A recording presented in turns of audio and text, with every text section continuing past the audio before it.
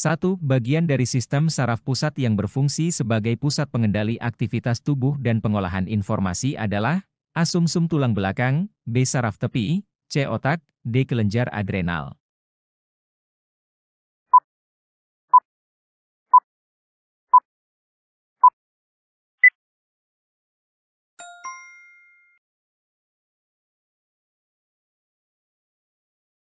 Otak adalah organ utama dalam sistem saraf pusat yang berfungsi sebagai pusat pengendali aktivitas tubuh, pengolahan informasi, dan pengambilan keputusan.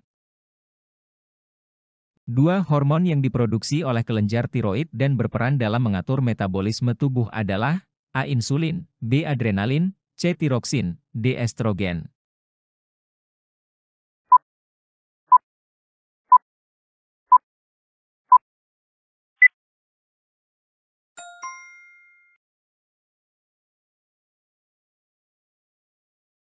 Tiroksin, juga dikenal sebagai T4, adalah hormon yang diproduksi oleh kelenjar tiroid dan berperan penting dalam mengatur laju metabolisme tubuh.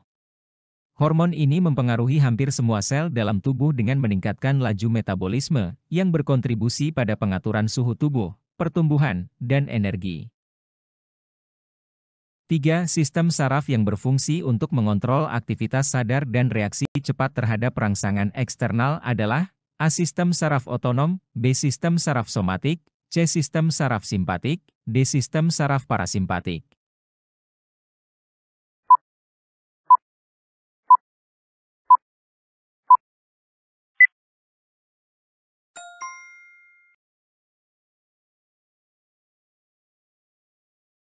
Sistem saraf somatik adalah bagian dari sistem saraf perifer yang mengontrol aktivitas sadar, termasuk gerakan sukarela dan respon cepat terhadap rangsangan eksternal.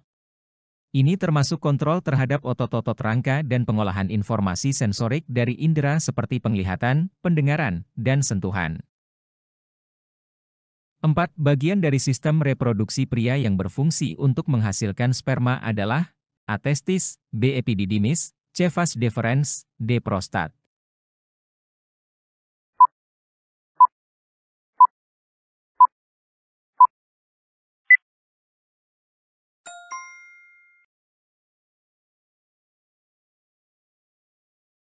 Testis adalah organ utama dalam sistem reproduksi pria, yang berfungsi untuk menghasilkan sperma dan hormon testosteron.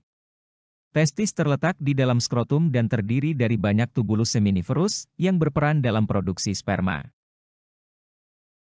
5. Organ dalam sistem reproduksi wanita yang berfungsi sebagai tempat berkembangnya janin selama kehamilan adalah A. Ovarium, B. Rahim, uterus, C. Vagina, D. Saluran tuba, tuba Fallopi.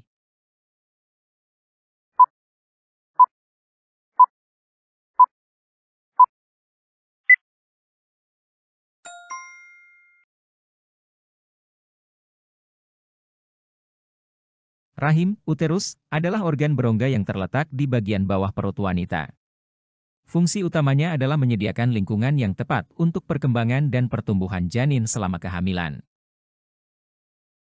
6. Proses di mana sel telur dan sperma bergabung untuk membentuk zigot disebut A. Ovulasi, B. Fertilisasi, C. Implantasi, D. Menstruasi.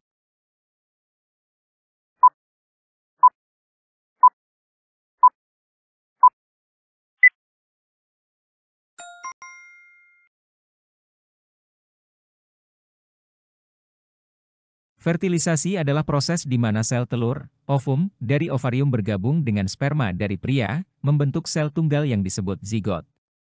Proses ini biasanya terjadi di saluran tuba, tuba Fallopi. Zigot kemudian mulai membelah diri dan berkembang menjadi embrio. 7. Homeostasis adalah kemampuan proses fisiologis tubuh dalam mempertahankan kondisi lingkungan internal tubuh agar selalu seimbang. Salah satu contoh homeostasis adalah A. Menerima rangsang, B. Sebagai indera peraba, C. Menyeimbangkan tekanan udara, D. Mengontrol kadar gula darah.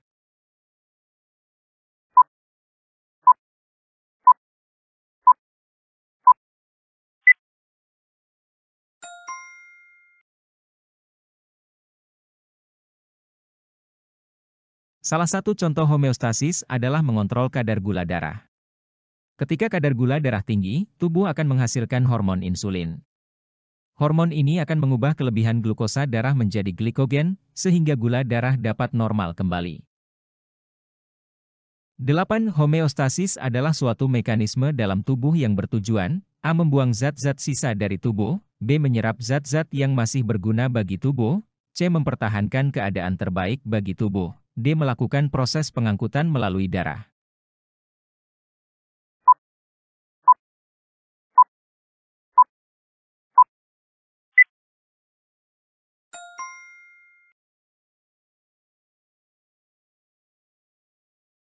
Homeostasis adalah kemampuan tubuh untuk beradaptasi dan menjaga keseimbangan kondisi cairan di dalam internal tubuh terhadap perubahan lingkungan di sekitar. Tujuan dari homeostasis ialah untuk mempertahankan kondisi tubuh. 9. Bagian dari sistem tubuh yang berfungsi sebagai detektor dalam mekanisme homeostasis adalah A. Efektor, B. Pengatur, C. Responden, D. Reseptor.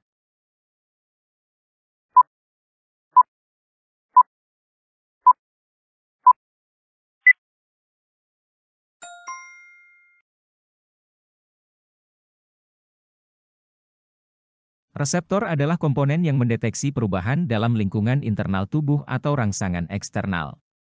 Reseptor mengirimkan informasi tentang perubahan tersebut ke pusat pengatur, biasanya otak atau sumsum tulang belakang, melalui jalur saraf. 10. Salah satu cara tubuh mengatur keseimbangan cairan adalah melalui A. Pengaturan hormon adrenalin, B. Produksi enzim pencernaan, C. Regulasi hormon antidiuretik, ADH, D. Aktivitas otot rangka.